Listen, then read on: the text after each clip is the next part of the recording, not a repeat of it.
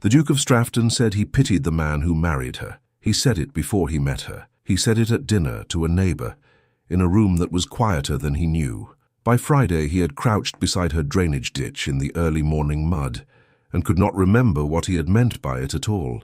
The summer of 1812 arrived in Hertfordshire, with the kind of heat that made people say things they ought not to.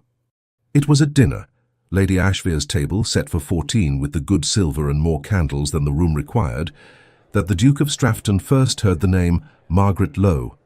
He had been in the county 4 days, long enough to find his rooms at Ashvere House tolerable, to ride the perimeter of Lord Ashvere's land, and to conclude that the summer would pass as summers did, slowly and without incident. Clara was to join him in a fortnight. Until then there were dinners. Edmund sat to Lady Ashvere's right, as his rank required, and when the second course was cleared and the room settled into that particular lull between remove and dessert, the talk turned to the neighbourhood. "You must call on Miss Lowe," Lady Ashvere said during a moment when the footsteps of the retreating servants had left the room briefly quiet. "She is a near neighbour, and her father was a great friend of Ashvere's. The poor girl has been quite alone since March." "Not entirely alone," said Mr. Holt, who sat near enough to be Edmund's nearest companion at table, and held his wine-glass by the stem with the careful grip of a man on his third glass of the evening. "She has her ledgers, and her tenants, and her solicitor, whom she summons at will and argues with on principle." Mild laughter moved around their end of the table. "Is she not to be admired for it?" said Mrs. Dorset, who sat to Holt's other side and had the look of a woman who found him tiresome on most days and exhausting on this one. The estate did not dissolve when her father died. She saw to that herself. "Admired, certainly," said Holt. "Married, never. What man wants a wife who can read a balance sheet faster than he can?" More laughter. Edmund did not laugh. He turned his wine-glass once in his fingers and said it quietly, to Holt alone, in the tone of a man making a practical observation rather than a declaration. "I pity the man who marries her." He meant it straightforwardly. A woman who had taken full command of an estate, who had apparently unseated her solicitor's authority and replaced it with her own, the arrangement of such a woman into a marriage seemed, on brief consideration, an exercise in unnecessary complication. He said it the way one might note that a particular horse would be difficult to stable, with no malice, with no real interest at all. He forgot it before the port arrived. Lowe's Reach sat a quarter-mile east of Ashvere House, separated by a low stone wall and open pasture between. The house itself was not grand. It was square and honest, with a slate roof and windows that wanted new glazing in the east wing, and had wanted it for 2 years. Margaret knew this. It was on the list. The list lived in the ledger. The ledger lived on her desk, and the desk sat in the study on the ground floor, which faced west, toward Ashvere House, toward the open field, toward the darkening sky of every evening she had worked through since March. When the lamp burned in that window after nightfall, it threw its light across the pasture, visible from the upper east-facing rooms of Ashvere House as a single steady point of amber. She had been doing this since March, since the funeral, since the reading of the will, since the morning she had sat in her father's chair and understood that the chair was hers now, and so was everything in it. Her father had held Lowe's Reach in fee simple, unentailed, a point of some local curiosity and considerable good fortune, and had willed it to her outright, with his solicitor named co-executor until such time as she did not require him. She did not find it lonely, or she had decided not to find it lonely, which was close enough. On the evening of Lady Ashvere's dinner, Margaret was not at Lady Ashvere's dinner. She had declined, gracefully, with a note that cited an appointment with her land agent, because 14 people around a table asking her how she was managing felt, at present, like a form of punishment she had not earned. She was in the study. The lamp was burning. The east wing glazing estimate sat open beside the ledger, and she was making a notation in the margin when Mrs. Dorset arrived. Mrs. Dorset did not knock so much as she announced herself by the sound of her removing her pattens on the front step, and then by the sound of her own voice telling the housemaid not to bother. She knew the way. Margaret set down her pen. "You were at Ashvere this evening," Margaret said when Mrs. Dorset appeared in the doorway. "I was." Mrs. Dorset sat down in the chair across the desk. her chair to all practical purposes, worn slightly more on the left armrest where she always rested her elbow. It was 14 covers and the salmon was overdone, and Mr. Holt had too much wine before we even sat down. As predicted. As predicted. A pause. Mrs. Dorset looked at the lamp, then at Margaret. She had a way of arriving at difficult things by the root of comfortable things, and Margaret, who had known her for 11 years, could feel the approach. There was a newcomer, the Duke of Strafton. He is staying with the Ashveres for the summer. A tall man, dark, very correct in his manners when he chose to use them. I have heard he is expected. Margaret returned to her margin notation. Clara Fenwick's betrothed. Yes. Another pause, longer. Margaret. She looked up. He made a remark, Mrs. Dorset said, about you between the courses when the room was quiet. Holt was saying the usual, you know what Holt says, and Strafton joined in. He did not say it to the room. He said it to Holt. But I was sitting on Holt's other side and the room was quiet. He said he pitied the man who married you. She said it cleanly, without softening. She had decided on the way over that softening it would be a kind of condescension. I thought you should know, not to cause you pain, only because you will meet him, and you ought to meet him with your eyes open. The margin notation was finished. Margaret set the pen down with precision. He has never met me, she said. No. He said it on the strength of Holt's opinion and Lady Ashvere's dinner conversation. Yes. Margaret looked at the ledger. She looked at the East Wing estimate.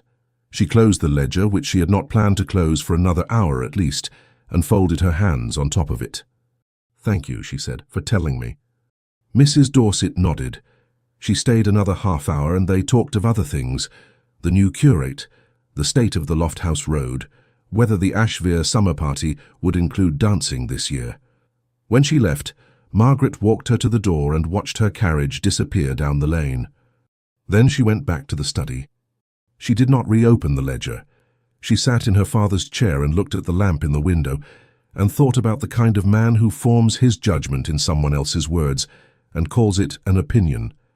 Then she thought about the East Wing glazing, because it would not think about itself. After a while she reached across and turned down the lamp. The window went dark. Edmund saw it go dark. He had not been watching for it. He had come to his rooms late, after the port, after Lord Ashvere's interminable account of a property dispute in Somerset, and had stood at his east-facing window for a moment before bed, looking out across the open pasture. There was a light in the distance, a single argand lamp in a ground-floor window of the house a quarter-mile east, burning steadily and throwing a clean beam across the field. He had looked at it for a moment before it occurred to him that the house must be Low's Reach. Lady Ashvere had mentioned the proximity at dinner. Someone was working late.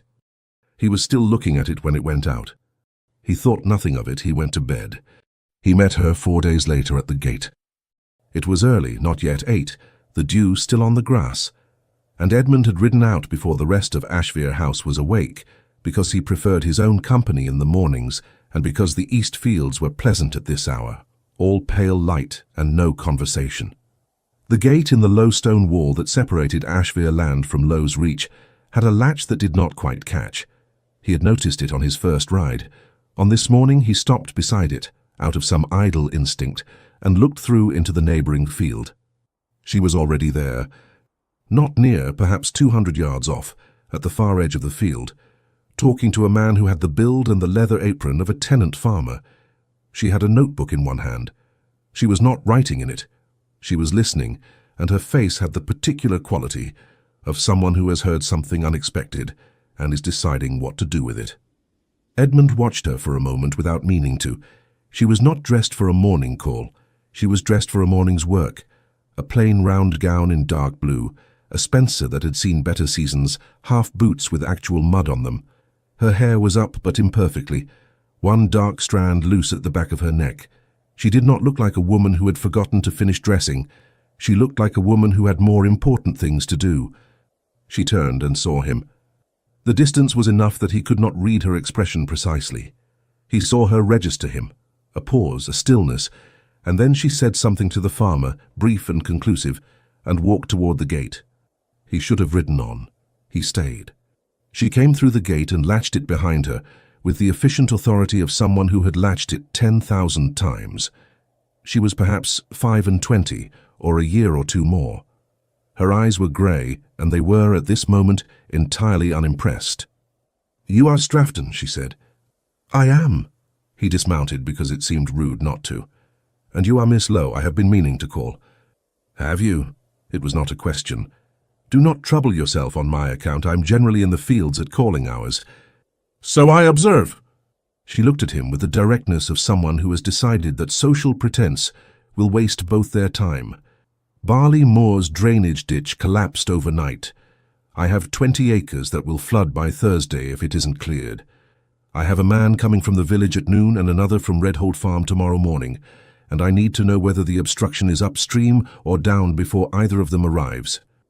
"And is it upstream, which means it's on Ashvere land?" A beat. "I see," Edmund said. "I imagine Lord Ashvere will be reasonable about it. He usually is. But I thought you should know since you are his guest, and he is not yet awake, and the field is closer to your morning ride than to his." She paused, not for effect, to decide whether she had said enough. She had. "Good morning, Your Grace." She turned toward Lowe's Reach.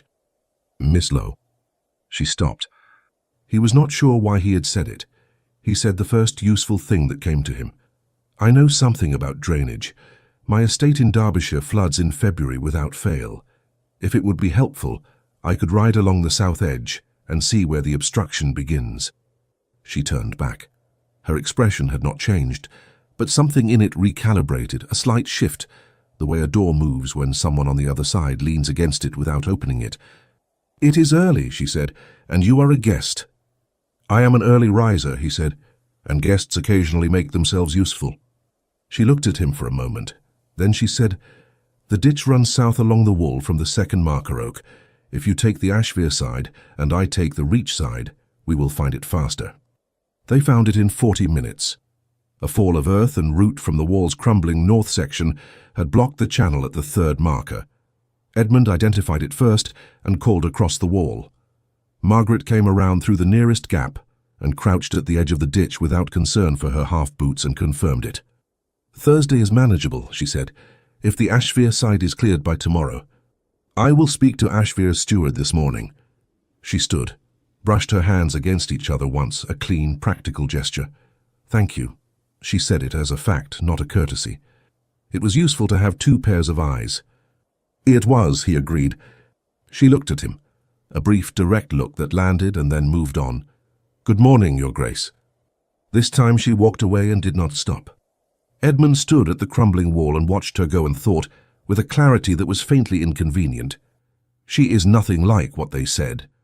He called at Lowe's Reach 3 days later, a proper call, the correct hour, with his card. She received him in the drawing room, which was a pleasant room that had clearly been her mother's room once, and had not been changed since. Watercolours on the walls, a pianoforte that wanted tuning, chairs arranged for conversation rather than display. Margaret herself was in the chair closest to the window, and she rose when he entered with the composure of a woman who had been expecting him and had decided to be civil about it. "Your Grace, this is kind." "The ditch is cleared," he said. "I thought you would want to know. Ashvere's steward sent word yesterday. I am grateful." She gestured toward the chair across from hers. "Will you sit?" He sat. She poured tea with the same economy of motion she had used for everything he had observed her do. No flourish, no performance. "Lady Ashvere tells me your betrothed arrives next week," Margaret said. "A fortnight. You must be looking forward to it." He said yes, which was the correct answer, and which had the particular quality of a door closed at normal speed. Nothing slammed, nothing forced. Margaret heard it. She was not sure what it meant. She handed him his tea and looked out the window for a moment at the field beyond, where one of her men was working along the newly cleared ditch. The lamp was on the sill. She had moved it there this morning for some routine reason and not moved it back. She set it on the desk now without comment. "How long have you been at Lowe's Reach?" he asked. "All my life." "And alone since March?" "Since March." She looked at him steadily. "You are going to ask how I manage?" "I was not," he said. "I can see how you manage. I was going to ask something else entirely." She waited. "Whether you miss him," Edmund said. Your father." The room was quiet. Outside, a wood pigeon called twice and stopped. "Yes," she said, simply, finally. Not the way people usually said it, with apology or with the expectation of comfort, but as a plain answer to a plain question. He nodded once. He understood that she did not want to be consoled. He did not try to console her. They talked for another 20 minutes about the estate, not because he asked about it, but because she mentioned the east wing glazing almost by accident, and then continued because he seemed genuinely interested in the structural question. He was. He had spent 3 years re-roofing Stratton Park and had opinions about north-facing glazing that she listened to without either dismissing them or deferring to them, which was, he found, a more interesting response than either. When he stood to leave, she walked him to the door herself. The housemaid had apparently been dispatched elsewhere. At the threshold she paused, and he had the sense that she was deciding whether to say something. She said it. "You did not have to come about the ditch." "No," he agreed, "I did not." She looked at him with those grey eyes that gave very little away and said, "Then why did you?" He did not have a ready answer. He looked for one and did not find it and said honestly, "I'm not entirely sure." She nodded as though that were the answer she had expected, or perhaps the only honest answer she would have trusted. "Good afternoon, Your Grace." He walked back to Ashvere House and found that the return journey felt longer than it had on the way. The lamp was burning again that night. He saw it from his east-facing window, without trying to, or so he told himself, as he stood looking out before bed. A single steady light, amber against the dark, a quarter mile across the open pasture. She was still working. Either that, or she had simply forgotten to put it out. He turned away from the window and went to bed, and did not examine the distinction. Clara Fenwick's letter arrived on a Tuesday, and said she would be another week still. Her mother was unwell, nothing serious, but she could not leave until there was improvement. Edmund read the letter twice, wrote a reply that was warm and careful, and spent the rest of the morning with a faint sense of something he declined to examine. He rode to the gate that afternoon. Margaret was not there. The field was empty, the gate latched. He stood for a moment, which was foolish, and then rode south along the wall toward the Ashvere tenant cottages, which was a more defensible reason for the excursion. He met her coming back. She was on foot, coming up the lane from the direction of the village, and she carried a wrapped parcel under one arm and had the focused expression of someone whose mind was still on whatever she had just left. She saw him, and the expression shifted. Not to warmth, not to coldness, to something more precise. "Your Grace." She fell into step, which is to say she continued walking, and he turned his horse to walk beside her. "Were you looking for something?" "I was riding." "You were standing at the gate?" He paused. "Yes." "The gate is on the border of Ashvere land. There is no particular reason to stand at it." She said this without accusation, only as an observation of fact. "I was seeing whether the ditch held after the rain," he said. She glanced up at him, a brief, considered glance. "It did. I checked this morning." "I know. I could see from the lane." "Then you did not need to stop at the gate?" "No." They walked in silence for a moment. The lane was narrow here, the hedgerow high on both sides, and the afternoon had gone golden thick with the sound of bees. "What is in the parcel?" he asked. "A book, from the circulating library in Merrow. I ordered it 6 weeks ago, and it has finally arrived." "What book?" She told him. It was a work of natural history, a recent edition on the classification of field plants. She said it with no particular self-consciousness, which he found more interesting than if she had. "You study botany?"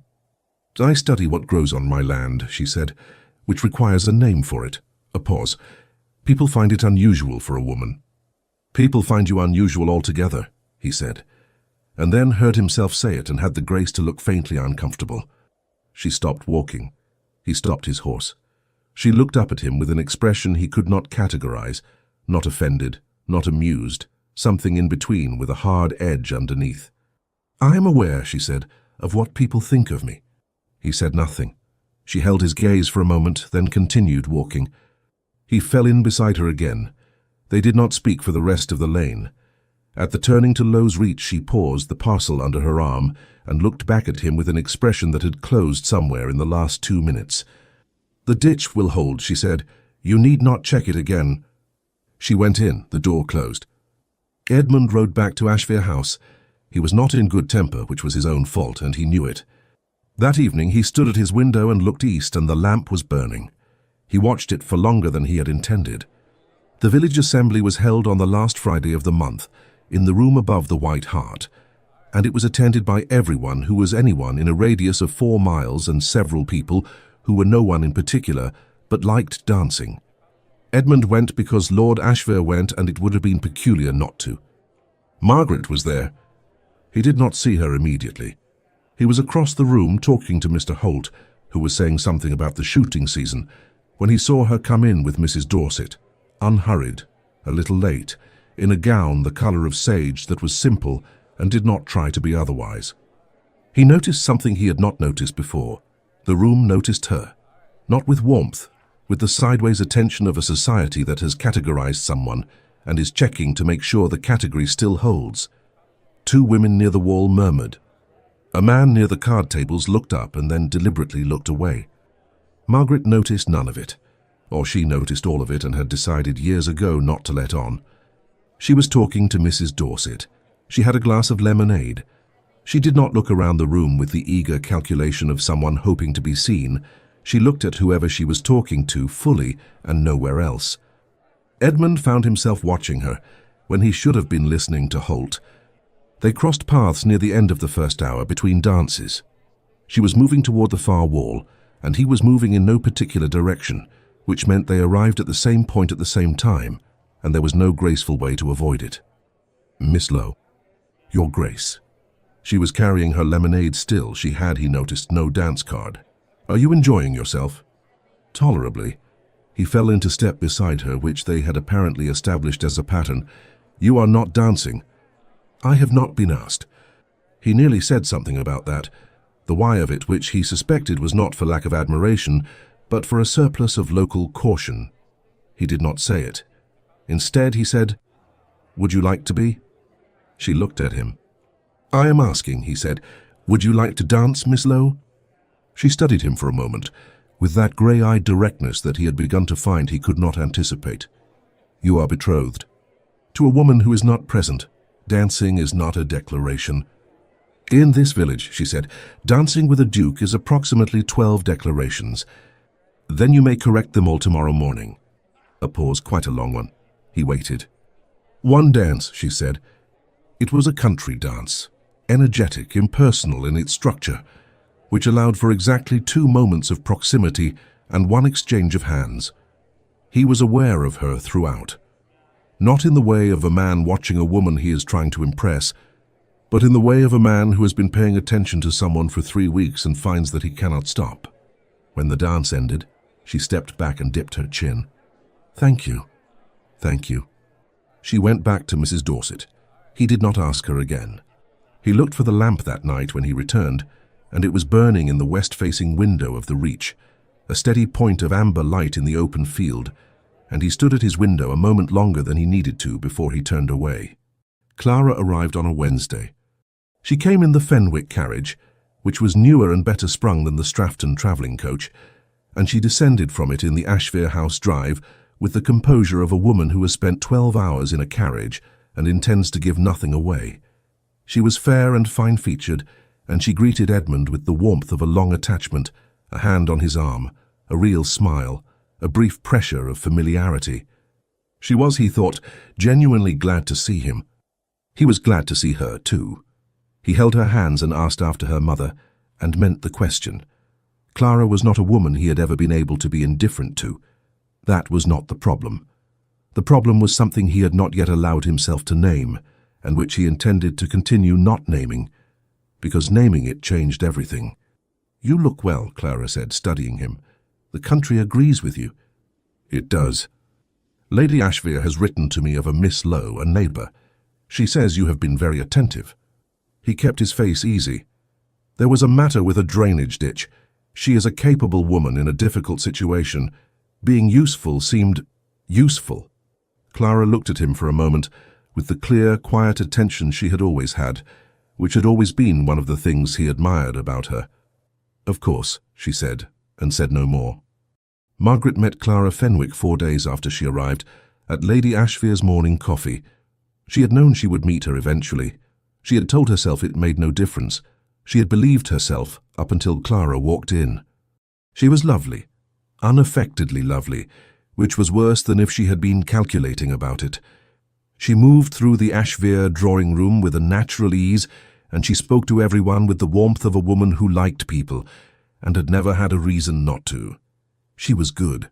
Margaret, watching her, felt a kind of cold clarity settle in her chest. He had chosen this woman before he knew what he was choosing, and the woman was not wrong for him. That was the trouble. Clara Fenwick was not the obstacle in this story. She was simply the person who had arrived first. Edmund was there too. He had come with Clara, they had walked up together, and he was across the room talking to Lord Ashvere, and he had looked at Margaret once when she came in, a look she felt before she found it. She did not hold it. Clara found her near the window. "Miss Lowe," she said, "I have wanted to meet you. Edmund speaks of you." "Does he?" Margaret said pleasantly. "He says you run Lowe's Reach entirely on your own and do it better than most men would. He said it as a compliment. Edmund is not a man who compliments carelessly." Clara looked at her with transparent curiosity and something else, something attentive. The drainage ditch. "Yes, he was very helpful. He would be. He is practical when he chooses to be." Clara glanced across the room at him, something in her expression, not unhappy, not unsatisfied, but a little far away. "We have been engaged 4 years. Did you know that?" "I did not." "A long time." She said it with a smile that was entirely sincere and faintly complicated. "He was 21 when our fathers arranged it. I was 18. We liked each other very well then." A pause. "We still like each other well." Margaret said nothing. She was aware that this conversation was more honest than it needed to be. Clara looked at her steadily. "You heard what he said about you before he met you." Margaret held her ground. "I did." "I thought so." Clara was quiet for a moment. He would not have said it now. "No," Margaret agreed. "I do not think he would." Clara looked at her with an expression that was too clear and too knowing to be comfortable. And then she looked back across the room at Edmund, who had at some point turned and was watching them, both of them, with an expression Margaret could not read from this distance. "It is a very fine morning," Clara said, as pleasantly as if they had been discussing the weather from the start. "Shall we join the others?" They joined the others. Edmund did not come across the room. Margaret did not look at him again. She walked home alone. Mrs. Dorset had offered her carriage, but Margaret wanted the air and the road and the 20 minutes of uncomplicated silence. She took the lane which wound along the south edge of her own land, and she passed the gate in the wall, the one with the latch that did not quite catch, and she did not stop because there was nothing to stop for and no one there. She walked the length of the lane and through the gate of Lowe's Reach, and up to the house and straight to the study. She sat down at the desk. She opened the ledger. The East Wing glazing estimate was still there. She had been putting off the decision for 2 weeks, waiting on a second opinion from a man in Redholt who had done similar work, who had said he would write and had not yet written. She looked at it now. She made the decision. She wrote the instruction. She wrote the letter to the Redholt man telling him his second opinion was no longer required. She closed the ledger. She sat for a moment looking at the lamp on the sill, which was not yet lit. It was still afternoon, still light enough. And she thought about Clara Fenwick's face and the way she had said, "We still like each other well," which was not the same as "we love each other," and they both knew it. She thought about what she had said to herself when Mrs. Dorset had told her Edmund's remark, that he had made his judgment from other people's words and called it an opinion. She had thought it coldly and correctly, and she stood by it. She thought about the man who had crouched beside a drainage ditch at 7 in the morning without being asked, and had asked about her father with the directness of someone who wanted an honest answer, and had asked her to dance in a village assembly room, knowing perfectly well what it would look like, and had watched her from across a room this morning with an expression she had refused to read. None of it meant what it might mean in different circumstances. He was betrothed. He was honorable. He would not act against his honor. She would not wish him to. She lit the lamp, not because it was dark yet, but because she was tired, and the light made the study feel like itself, and she had work to do. The letter from Edmund came the next morning. Not a call, a letter. A single page in a clear hand delivered by one of the Ashvere footmen. Miss Lowe. I have been told the Red Holt glazier was recommended by my own estate manager, who used him in Derbyshire 4 years ago and found him reliable. His name is Sefton. If you have not yet engaged him, his address is enclosed. If you have already made other arrangements, disregard this entirely. Yours, Strafton. That was all. She read it twice. She looked at the address enclosed, which was written in the same clear hand. She had just sent the letter telling Sefton his opinion was not required. She would have to unsend it, which meant writing another letter, which was entirely the wrong use of the morning. She wrote the letter. She did not write back to Edmund. There was nothing to say that was safe to say, and she had learned at some cost not to speak when silence was the more honest option. She put his letter in the top drawer of the desk and went to see about the glazing. He found her at the gate 4 days later. Not on purpose, or not entirely on purpose. He was riding east again in the early morning, and she was there, leaning on the top bar of the gate in a way that suggested she had come out for air rather than any errand, which was new. She had the natural history book. "Good morning," he said. She looked up. Whatever she had been thinking, she put it away cleanly. "Good morning." He dismounted. He did not examine why. Sefton.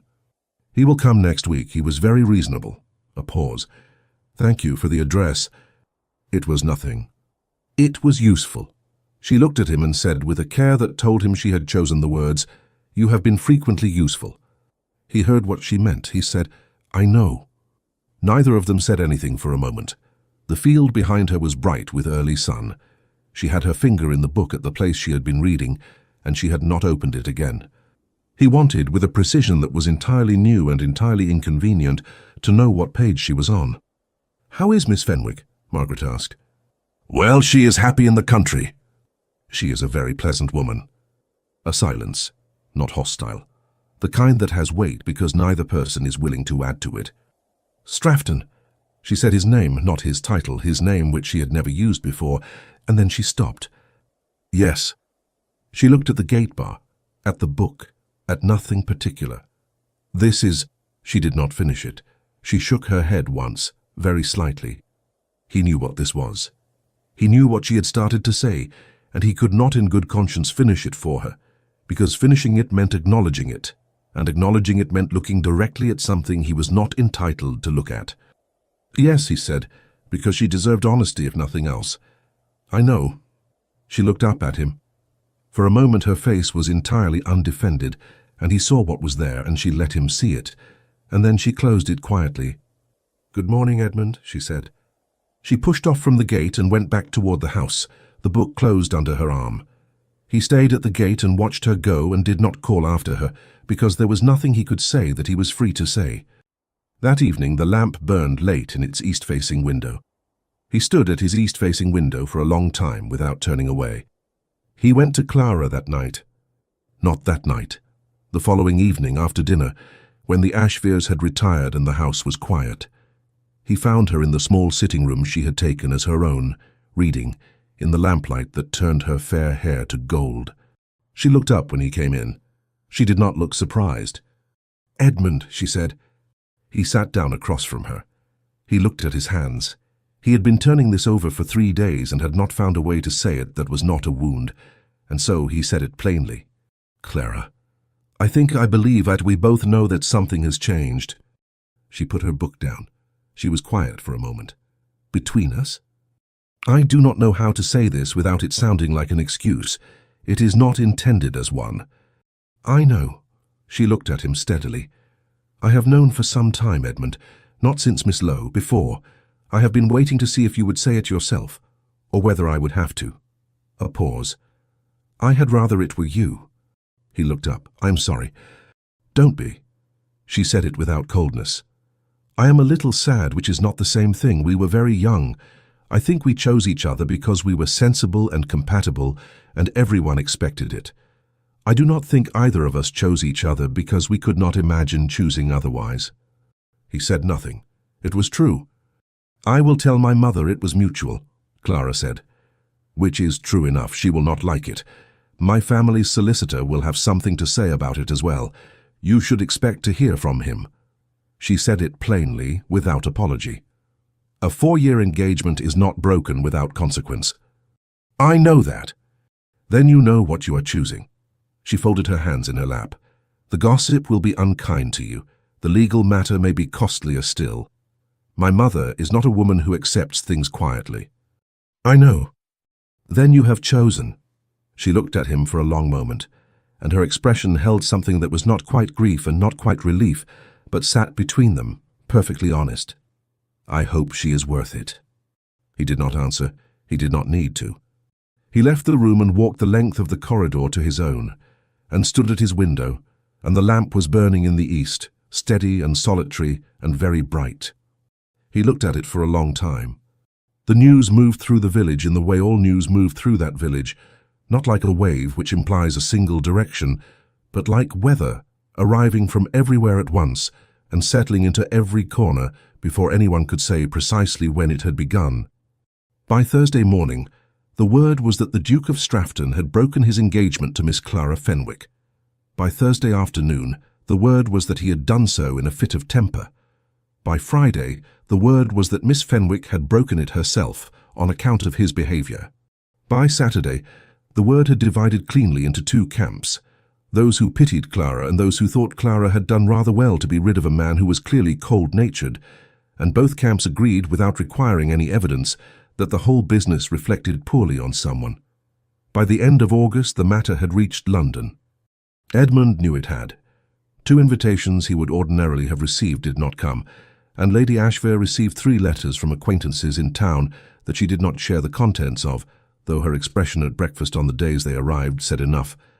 The legal matter moved faster than the gossip.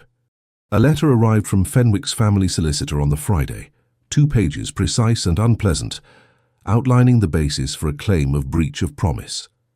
Edmund read it at the library desk in Ashvere House, with Lord Ashvere standing at the window pretending not to be listening, and he read it a second time because the first reading had not fully encompassed the scope of the financial demand. It was by any measure a serious number. He wrote back the same day through his own solicitor in London, accepting liability and requesting terms. He did not discuss the amount with Lord Ashvere. He did not discuss it with anyone. He folded the letter, placed it in the inside pocket of his coat, and went for a long ride in the direction that had nothing to do with the gate in the stone wall, and which nonetheless ended there. The field was empty. The gate was latched. He stood at it for a moment and then rode back. Margaret heard about the broken engagement from Mrs. Dorset, which was becoming a pattern she did not entirely welcome. "He ended it himself," Mrs. Dorset said in the study in her chair on the Friday morning. "That much I have from the Ashvere housekeeper, who had it from Lady Ashvere directly. Miss Fenwick departed yesterday. She was, by all accounts, perfectly composed." "I am glad," Margaret said. She meant it. She was looking at the ledger without reading it. "There will be legal consequences," Mrs. Dorset added, because she was a woman who believed in the full account.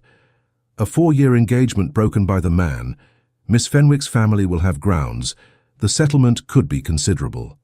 I know what breach of promise costs." "I thought you might." A pause. "Margaret, do not. I have not said anything." "You are about to say something." She set down her pen. "Whatever you are about to say, I would ask you to not say it." Mrs. Dorset was quiet for a moment, which was not her natural state and cost her something. Then she said very carefully, "He broke his engagement. 4 years of obligation, a legal and financial liability he walked into with full knowledge, and he did it. He knew what it would cost him when he did it." "Yes," Margaret said. "That is all I intended to say." "I understand." She picked her pen back up. "I also understand that it does not change what he said about me before he knew me. It does not undo the fact that he stood in a room full of people and decided on no information whatsoever that I was a woman to be pitied." She paused. "Understanding a thing is not the same as forgiving it." "No," Mrs. Dorset agreed, "it is not." Margaret wrote a notation in the margin of the ledger. It was the wrong notation. She saw it immediately and struck through it and wrote the correct one. She did not look up. "He has not called," she said. "It has been 2 days. "I know how long it has been." Mrs. Dorset left an hour later. Margaret sat in the study alone and looked at the lamp on the sill, unlit in the late morning light, and thought about what she had said. Understanding is not the same as forgiving. She thought about a man crouching beside a drainage ditch at 7 in the morning. She thought about the way he had asked about her father, plainly, without the elaborate sympathy people usually deployed, which was a kind of performance she had always found exhausting. She thought about one dance at the White Hart, and the word approximately, and the fact that he had, throughout all of it, never once looked at her the way people usually looked at her, with either dismissal or the particular wariness of those who found her inconvenient. He had looked at her as though she was someone worth looking at. She stood up. She walked to the window and looked out at the west field and the stone wall and the stand of pasture beyond which Ashvere House sat in its grounds. She had not forgiven him. She was also aware that she was constructing a case for a defense she had not yet been asked to make, which was a form of dishonesty she disliked in herself. She went back to the Ledger. He called on Saturday. She was in the kitchen garden when he came, not gardening, examining the south wall, which had a crack in the mortar she wanted assessed before winter. The housemaid found her there and delivered the card, and Margaret looked at it for a moment, with the card in her soil-dusted fingers, and said, "Tell His Grace I will be in directly." She went in. She did not change. She came to the drawing-room in the plain dark gown she had been wearing all morning, with mud on the fingers of her right hand that she had wiped but not entirely removed, and she thought, let him see this. Let him see what he said he pitied. He was standing at the window when she entered, looking out at the kitchen garden she had just come from. He turned when she came in. He looked like a man who had not slept well. "Miss Lowe." "Your Grace." She did not gesture to a chair. She stood in the middle of the room and looked at him and waited. He said, "I am aware that I am not entitled to much of your time." "Sit down," she said, because making him stand seemed like cruelty dressed as principle. He sat. She sat across from him. She did not pour tea. She looked at him and he looked at her, and neither of them made any pretense at preamble. "I owe you an apology," Edmund said. "I said something before I met you that was wrong. Not merely wrong in retrospect, because I now know you to be different from what I assumed. Wrong at the time, because I had no basis for assuming anything at all, and I said it anyway in company, and I cannot pretend it was without consequence." She held his gaze. "No, you cannot. I am not asking for your forgiveness. I am not certain I have earned the right to ask for it." He paused. "I am asking whether you will hear me." "I am hearing you. What I said, I meant it practically, as a man observing a situation from the outside.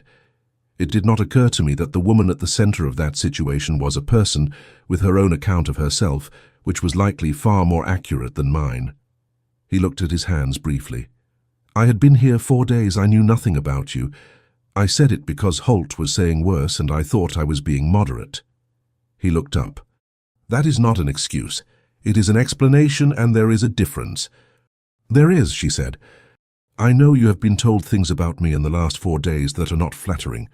I am aware of what the village is saying. Are you aware of the legal matter?" "I have already engaged my solicitor on it." His voice did not change. "I do not raise it for credit. I raise it because you asked, and I will not be less than honest with you." She was quiet for a moment. She looked at the lamp on the sill. It was sitting there in daylight, unlit, and she thought, "I have been burning it every night for weeks, and I did not examine why." She examined it now. "You have been honest with me," she said. "More honest than most people trouble to be. That is not nothing." "No," he said.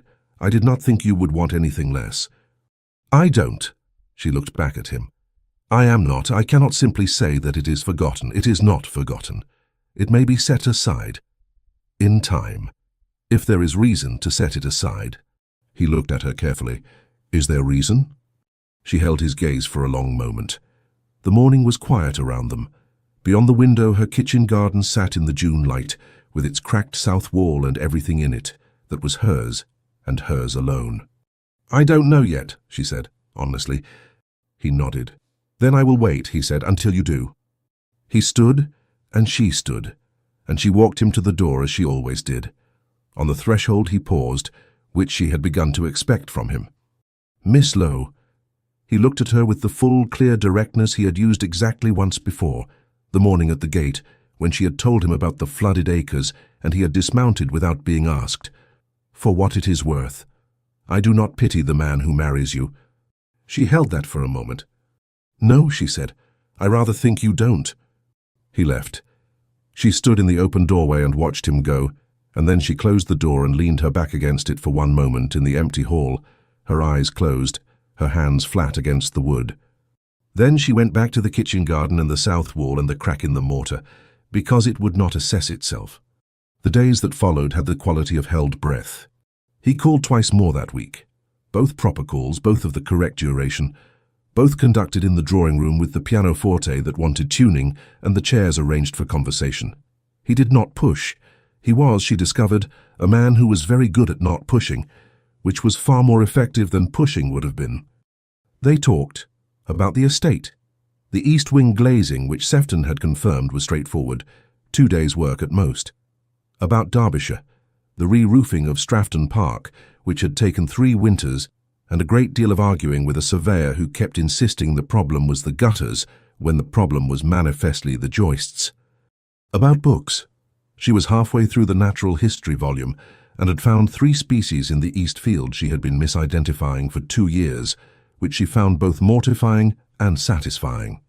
He listened to her entirely, without the half-attention men sometimes deployed when women spoke, the attention that was really just patience waiting for its turn. He listened as though what she said had information in it that he wanted. She found she was no longer building a case for a defense. She was no longer entirely sure what she was doing, only that she was doing it, and that it felt less dangerous than it had 2 weeks ago. It was Mrs. Dorset who forced the moment. Not intentionally, or not entirely. She arrived on a Thursday afternoon as she arrived, unannounced and confident of her welcome, to find Edmund's horse already at the Lowes Reach gate, and Edmund himself in the drawing-room with Margaret. They were not sitting particularly close. There was nothing that could be pointed to, but the room had a quality to it, a held-breath quality, the same one the preceding weeks had carried, but distilled now into this specific afternoon, this specific light, these 2 specific people who had stopped talking when the door opened, and were now looking at Mrs. Dorset with the expressions of people interrupted mid-sentence, except that neither of them had been speaking. "Oh," said Mrs. Dorset. She took in the room with the clear attention of a woman who has been waiting for this development for some time and is not sorry to have arrived at it. "I have called at a wrong moment." "Not at all," Margaret said. "I think perhaps I have." A brief pause. "I think, in fact, that I have arrived when someone needed to say something that has not yet been said, and now there is a witness, which makes it much harder to leave the room without saying it." "Dorothy," Margaret said with quiet warning. "I am simply observing," Mrs. Dorset said, and sat down in her armrest-worn chair with the composure of a woman who has no intention of leaving, "that it is a very fine afternoon, and I believe His Grace had something to say." Silence. Edmund looked at Mrs. Dorset. He looked at Margaret. Margaret was looking at the lamp on the sill, unlit in the afternoon, sitting there like a question she had not yet answered. He stood. He crossed the room to the window where the lamp sat, and Margaret's chair was near enough to the window that this put him closer to her than he had been all afternoon. Close enough that she looked up. He looked at her. "Miss Lowe," he said. "Margaret." Her name in his voice was different from her name in anyone else's. She had known this for 3 weeks. "I am not a man who speaks before he is certain," he said. "I want you to know that I am certain. I have been certain for some time, and I have been waiting. Because you asked me to wait, and because you were right to ask, and because I did not want to offer you something you would receive as pressure." He paused. "But I think you are certain too, and I think you have been waiting for yourself to permit it." She held his gaze. Her hands were still in her lap. "This estate," he said, "this study, this lamp you burn until midnight every night when you are working, which I can see from my window at Ashfere, which I have been looking for every single evening since the first week I was here." He stopped. "I am not asking you to leave it. I am not asking you to become something other than what you are. I am asking whether there is room in any of this for me." The room was entirely still. Margaret looked at him. She looked at the lamp. She thought about the night she had turned it out, deliberate, cold, after Mrs. Dorset had delivered the news of his remark. She thought about lighting it again 3 days later, not because the darkness had grown comfortable, but because she had refused to let his opinion reshape her life. She thought about what it meant that she had looked for his horse at the gate every morning for a fortnight. "You see the lamp from your window," she said. "Every night." "Then you know what hours I keep." "I do. And you have seen the mud on my hands, and the state of my half-boots, and the fact that I spend more time in the fields than in drawing rooms. And you have heard me argue about joists and drainage and the price of east-facing glazing." "I have." "And you are certain."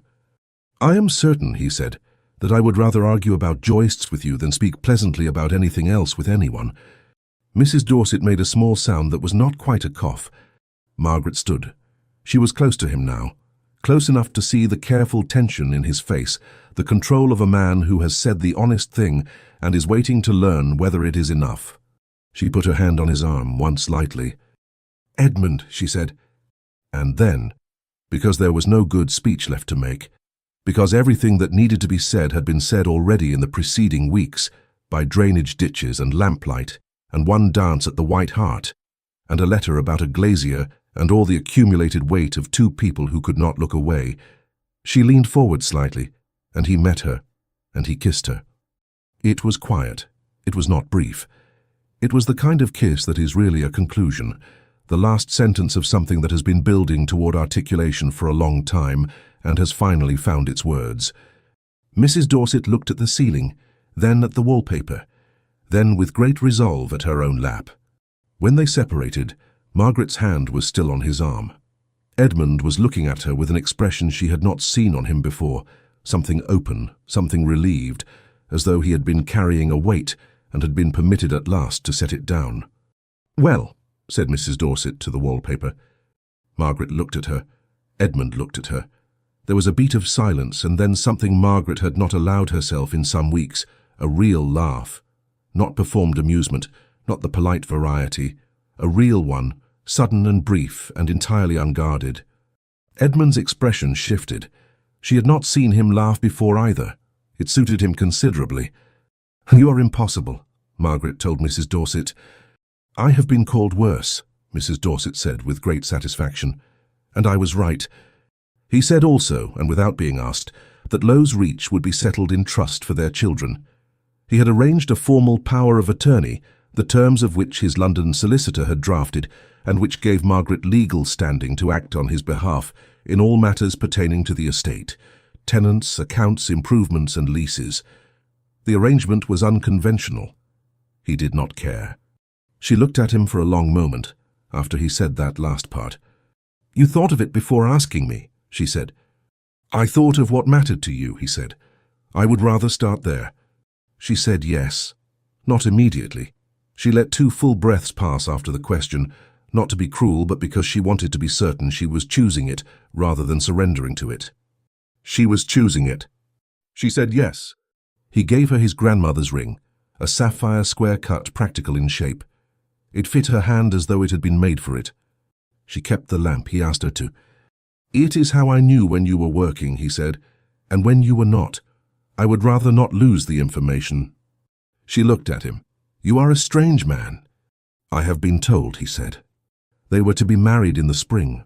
April, they agreed, which gave Edmund's solicitor time to manage what needed managing, and gave the county time to form and exhaust its opinions before the wedding required attending. The village had opinions about this, which it expressed in the usual way, through Mrs. Alderton at the mercer's, through the curate's wife, through the assembled conversation of the White Hart on market days, and the opinions were various. Some found it too quick, too convenient, too arranged around the wreckage of a prior arrangement. Some found the Duke's choice baffling. Why a woman like that in a house like that, when the Strafton title could have commanded better? Margaret was aware of all of it. She found it neither devastating nor irrelevant. She walked through the village as she had always walked through it, straight-backed and purposeful, and she nodded to the people who nodded to her and did not alter her pace for the ones who didn't. Edmund, who had anticipated some of this, had not anticipated her precise quality of indifference to it. He told her so. "I stopped performing feelings for this village's benefit some time before my father died," she said. "I do not intend to start again. I would not ask you to. Good, she looked at him. Will it trouble you, the talk? No, he considered. Derbyshire has its own opinions about everything. We will weather them together. She nodded, satisfied, and returned to the glazing specifications Sefton had sent that morning. He watched her work for a moment and thought that he had been right. This was more interesting than any conversation he could imagine having with anyone else. The settlement with the Fenwick family was concluded in February, after 6 months of correspondence between London solicitors and one very unpleasant letter from Clara's mother that Edmund read once and did not show Margaret. Edmund's solicitor wrote with the final figure on a Wednesday.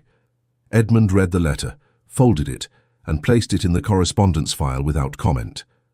The amount was significant enough to require the quiet sale of a smaller parcel of land to the north of the Stratfton estate, arranged through his solicitor and concluded before September. He did not resent it. It was the cost of honesty arrived at too late, and debts of one's own making did not benefit from resentment. He told Margaret, because there were to be no subjects between them. He told her the figure, and he told her about the land. She did not ask him to justify either. She asked instead whether the settlement had been concluded fairly for Clara, which was, he thought, precisely the right question. Yes, he said. Her solicitor was thorough. Good, she said, and meant it. Clara Fenwick wrote to her in March. Margaret received the letter at breakfast, recognized handwriting she had not encountered before, but could not have mistaken for anyone else's, and opened it without delay. Dear Miss Lowe, I write to you directly because I find I prefer it to the alternative, which would be to say nothing and allow both of us to wonder. I want you to know that I do not hold what has occurred against you. I want you to know it not as a politeness but as a fact, because you are, from what I observed, a woman who prefers facts. Edmund did not fall out of love with me for your sake. He did not fall out of love with me at all precisely. Rather, he and I were always an arrangement that suited us before we understood what we might require of a marriage. I understood it before he did. I am not sorry that circumstances brought him to understand it too. He is an honest man, honourable to a fault and sometimes difficult on account of it, but honest. He will make you a very fine husband if you can bear the occasional stubbornness. I am told you run your estate with great competence. I hope Stratfton Park will not give you too much trouble. I understand the East Wing is notorious. With my sincere regards, Clara Fenwick. Margaret read the letter twice. Then she set it down and looked out the window for a moment, at the east field in the August morning, and thought about what it cost a person to write a letter like that. She wrote back the same day. Dear Miss Fenwick, thank you. I shall keep the letter. I understand the East Wing is indeed notorious. I have dealt with worse. For yours sincerely, Margaret Lowe. She gave the letter to the housemaid to post, then went to find Edmund and read him both letters in full, because she had decided early on that there would be no subjects between them and intended to maintain it. He listened without interruption. When she finished, he was quiet for a moment. She is a remarkable woman, he said. Yes. Margaret folded both letters with equal care. You chose well once. You simply chose wrong in a different sense. She looked at him. I think she will be all right. I think so too, he paused. And us? She looked at him with the full, clear directness she had stopped hiding. I think, she said, that we will be considerably better than all right. He took her hand. She let him. They married on the 3rd of April, 1813, at the village church, which held 38 people if some of them stood, and which held 41 on this occasion, because the Vane cousins had come from Buckinghamshire unexpectedly, and there was nothing to be done about it. Margaret wore her mother's pearls and a gown in ivory silk that was not new. She had repurposed a length of fabric she had bought 2 years ago for a different occasion that had never materialized, and the dressmaker in Merrow had done remarkable things with it. She looked, Mrs. Dorset told her, extremely well. I know, Margaret said, not from vanity but from honest assessment. Lord Ashfare came to offer his arm at the church door, as had been arranged. Margaret had considered refusing him, had stood at her bedroom window that morning turning it over, the weight of walking in alone set against the weight of what it would cost. She was not a woman who refused gestures out of pride when the cost fell on others. She took his arm. She walked down the aisle of the small church with its smell of stone and old wood and harvest flowers, and she did not look at the assembled 41 with any particular expression. She looked at Edmund. He was watching her come. He had the look she had seen on him exactly once before, open, something relieved, and she thought, walking toward him, "He is a man who will always look at me like that." She was going to have to accustom herself to it. She arrived beside him. "You took Lord Ashvere's arm," he said very quietly before the service began. "I considered not to," she said. "I decided the principle was not worth the cost to him."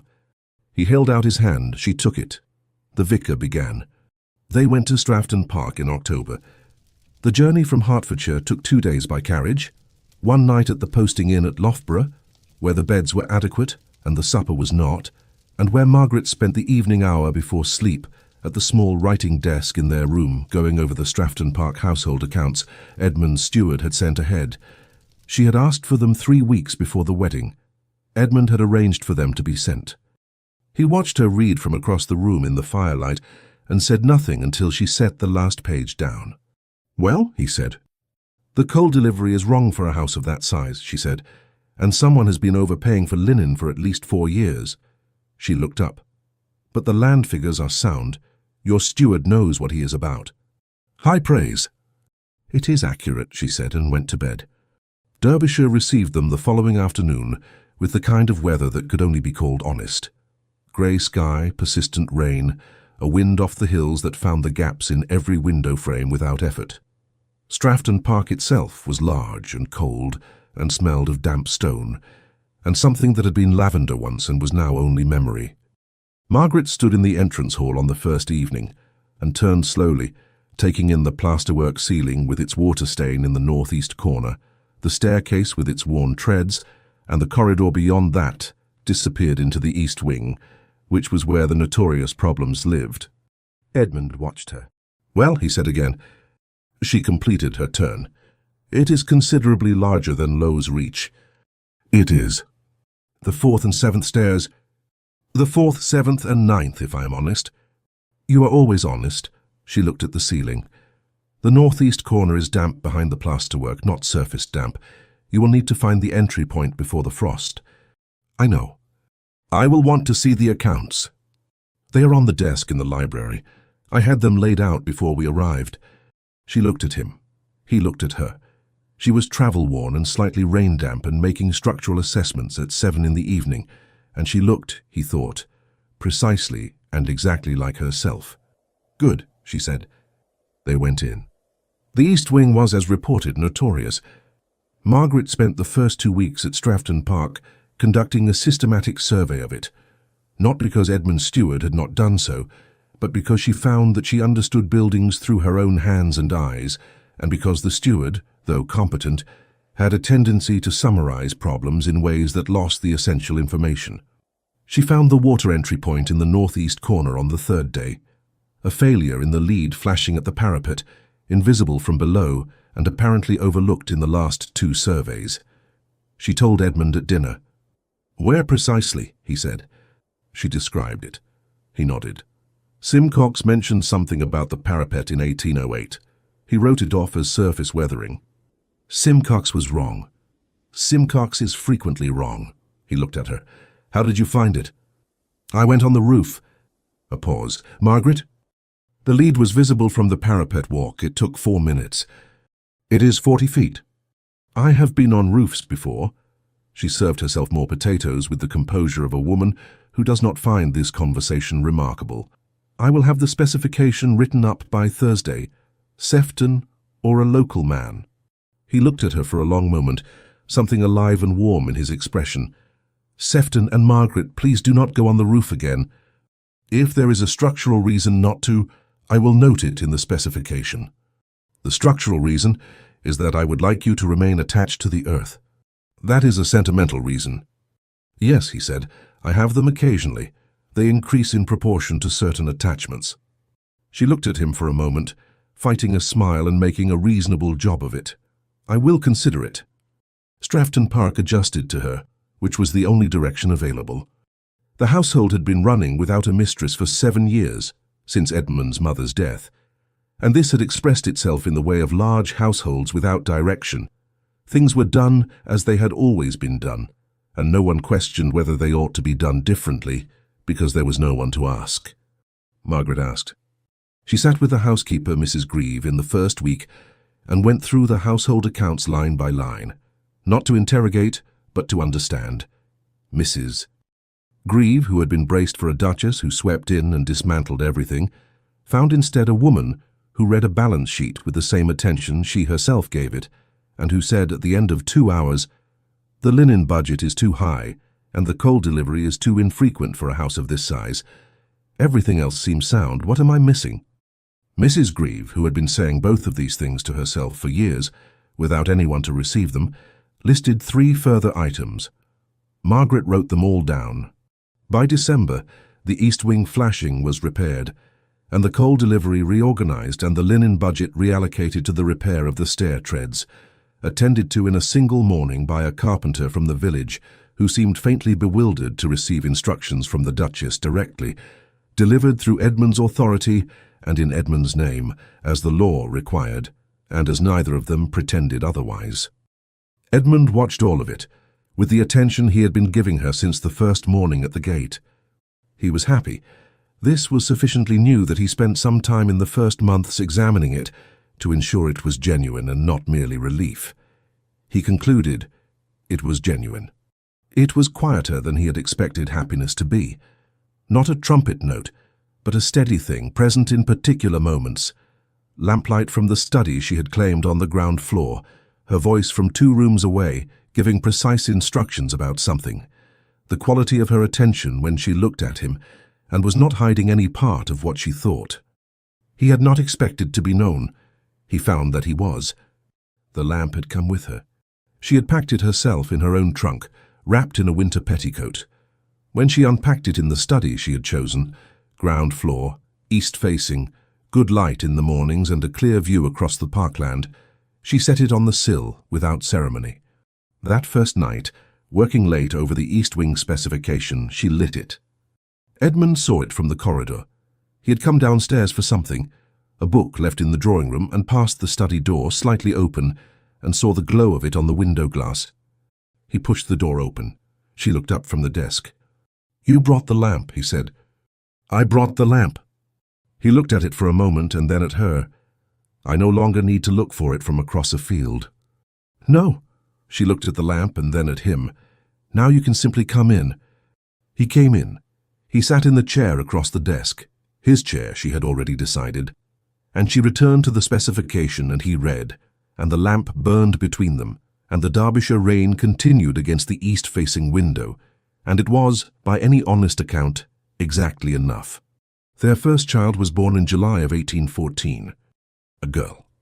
Edmund held her in the corridor outside the bedroom door for 3 minutes while the doctor was still with Margaret, and he looked at this small, extremely disgruntled creature who had arrived making her objections known, and felt something that would have embarrassed him to name in company. Margaret, when the doctor had gone and Edmund came in, was sitting up against the pillows with the look of a woman who has done something very hard and is not planning to make a ceremony out of it. She held out her arms. He brought the baby. She settled her, looked at her face and said, "She has your expression." "Which expression?" "The one you had at Lady Ashfield's dinner party, when you thought no one was observing you." He sat on the edge of the bed. "I did not think you had ever seen me at Lady Ashfield's dinner party." "I had not, but Mrs. Dorset described it very well." She looked up at him. "She is going to make people uncomfortable, this one. I can tell already." "Good," he said. Margaret smiled, the real one, the one she did not perform. "Good," she agreed. They named her Frances. She was, as predicted, immediately and continuously inconvenient, and they were both of them entirely devoted to her. Thomas arrived in 1816. He was a placid baby, which surprised everyone who knew his parents, and remained a placid child which surprised everyone further. He had Margaret's grey eyes and his father's dark hair, and a temperament that appeared to have arrived from nowhere in particular on either side, being generally agreeable and interested in everything. "He is a great deal easier to manage than the estate," Margaret said one afternoon, watching Thomas arrange a set of wooden soldiers with methodical patience while Frances stood over him issuing tactical corrections he absorbed without complaint. "You love the estate," Edmund said. I love the estate and find it difficult. She did not look away from the children. These are not mutually exclusive. Frances, having completed her tactical assessment, announced to her brother that the left flank was entirely wrong and began repositioning it. Thomas watched her with the placid attention he gave to everything.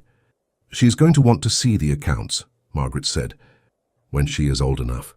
She is already doing sums on the margins of her lesson books. A pause. I began at 4. My father let me see the quarterly accounts at 8. Was that helpful? She looked at him. It was everything. She was quiet for a moment. I should like to do the same for her, if she wants it. Then we will, he said. She nodded, satisfied. In the nursery, Frances had finished her corrections and was now explaining their strategic logic to her brother, with the full confidence of someone who has never once doubted her own assessment and sees no reason to begin. By 1818, the East Wing at Strafton Park was fully repaired. The household accounts were in the best order they had been in a generation, and the North Derbyshire property was yielding significantly more than it had in the preceding decade, on account of a drainage improvement Edmund Stewart had been suggesting for years, without anyone listening, until Margaret had looked at the land figures and said simply, "Do it." Lowes Reach, held in trust for the children under Edmund's legal authority, was let to a young family from Kent. Margaret had managed the terms herself, had conducted a correspondence with the prospective tenants that lasted 6 weeks, and covered the drainage situation, the recurring matter of the south boundary wall mortar, and the particular habits of the north field gate with a thoroughness that the family's solicitor had described, in a private letter, as rather more than he had anticipated from a duke's wife. She kept the right to her father's study. It was in the agreement. She went back in the spring, a 2-day carriage journey each way, Edmund at Strafton with the children, and she let herself in and sat in her father's chair, which was still her father's chair, and she opened the ledger she had left on the desk. The last notation was in her own hand, made on the morning of her wedding. Everything in order. Solar review due April. S-wall repaired to satisfaction. She closed the ledger. She sat in the quiet room for a while, the afternoon light coming through the east window, and she thought about her father, and about everything that had been this house, this desk, this lamp she had carried north in a trunk wrapped in a winter petticoat. She was not sad. She was the particular thing that lives between grief and gratitude, which has no better name than both at once. She put on her half-boots and walked the perimeter of Lowes Reach in the spring afternoon. The east field, the south boundary, the low stone wall with its gate that still did not quite latch, and she stood at the gate for a moment and looked through at the Ashvere land beyond, at the open pasture, at the quarter-mile of field across which a lamp in a window had once been visible on clear nights. She latched the gate firmly because it always needed firmness and walked back. Edmund came to collect her on the Friday. He made the journey from Strafton Park in the carriage, 2 days down, 1 night at Loughborough, and arrived at Lowes Reach in the mid-afternoon to find Margaret in the kitchen garden, talking to the tenant's wife about the south wall mortar, which had cracked again in the frost. He waited at the gate. She had not heard the carriage. She had her notebook out, making a notation, and she had mud on the fingers of her right hand which she would not notice until he told her. He intended to tell her, not because it needed correcting, but because it was her, entirely and completely her, and he had not tired of the sight of it in 6 years and had no expectation of beginning. She looked up and saw him. He saw the moment she let herself smile, not the decision, the moment she stopped managing the expression and allowed it to do what it wanted, which was to change everything in her face, quietly and without announcement. He came through the gate and crossed the kitchen garden to her, and she looked up at him with the notebook in her hand and the mud on her fingers and everything between them that was chosen and accumulated and real. "The mortar," she said. "I can see it from here." He took her free hand, the clean one. "Thomas has reorganized his soldiers. Frances has reorganized them back. Mrs. Grieve sends her regards and says the coal delivery arrived correctly for the first time in living memory. It should have been doing so for 2 years. It should." He looked at her. "Are you ready?"